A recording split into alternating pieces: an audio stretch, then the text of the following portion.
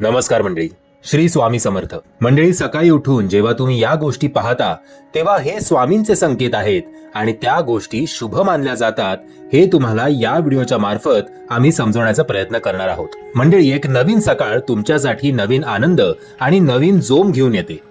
असं म्हणतात की सकाळी उठल्यावर काहीतरी नवीन करण्याची अपेक्षा ठेवली की दिवसाची सुरुवात चांगली होते, मग दिवस खूप चांगला जातो. दिवसभरात काहीतरी चांगलं घडत असते. काही वेळा नैसर्गिक गोष्टी घडतात ज्याचा तुमच्या संपूर्ण दिवसाशी संबंध असतो आणि जर या गोष्टींचे दर्शन आपल्यासाठी शुभ मानले जात असेल तर त्या कोणकोणत्या गोष्टी आहेत हे आपण जाणून घेऊया. संकेत क्रमांक 1, कोळी भिंतीवर रेंगाळत आहे. सकाळी उठल्याबरोबर जर तुम्हाला भिंतीवर कोळी दिसला तर ते तुमच्यासाठी शुभ संकेत आहे.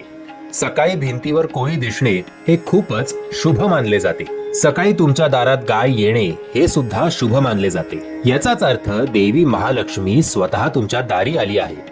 अशा वेळी त्या गायीची पूजा करा, तिच्यावर माया करा. जर सकाळी उठून कानात घंटा वाजल्याचा आवाज येत असेल तर ते सुद्धा फारच शुभ मानले जाते. याचाच अर्थ तुमच्यावर देवाची कृपा असीम आहे. आपल्या कामातील सर्व अडथळे आता दूर होणार आहेत. कामानिमित्त बाहेर जाताना घरातून पूजेचा आवाज ऐकू आला आणि आरतीचा आवाज ऐकू आला तर हे सुद्धा शुभ लक्षण आहे. जर कबूतर, पोपट, चिमणी यासारखे पक्षी सकाळी तुमच्या गॅलरीत किंवा गच्चीवर किलबिलाट करत असतील तर ते सुद्धा चांगले लक्षण आहे. याचा अर्थ आता आपला सर्वात चांगला काळ सुरू होणार आहे. देवाची कृपा आपल्यावर आहे. तसेच याचा अर्थ असा होतो की देवाचे देवदूत पक्षी बनले आहेत आणि आपल्याला शुभ चिन्ह देण्यासाठी ते स्वतः आले आहेत. जर तुम्हाला सकाळी शेण, सोने, हिरवे गवत दिसले तर हे सुद्धा शुभ लक्षण आहे. या सर्व गोष्टींचे दर्शन आपल्यासाठी शुभ असते. खरे तर सकाळची वेळ ही सुद्धा शुभच मानली जाते. मुलांना सकाळी 4 ते 6 या वेळेत केलेला अभ्यास आठवतो. असे म्हणतात की यावेळी फार कमी लोक जागत असतात.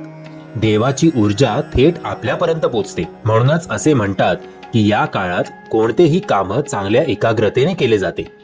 हे सर्व स्वामींनी दिलेले शुभ संकेतच आहेत. मंडळी, मी आशा करतो या व्हिडिओच्या मार्फत तुम्हाला काही ना काही एक छोटीशी इन्फॉर्मेशन मिळाली असेल.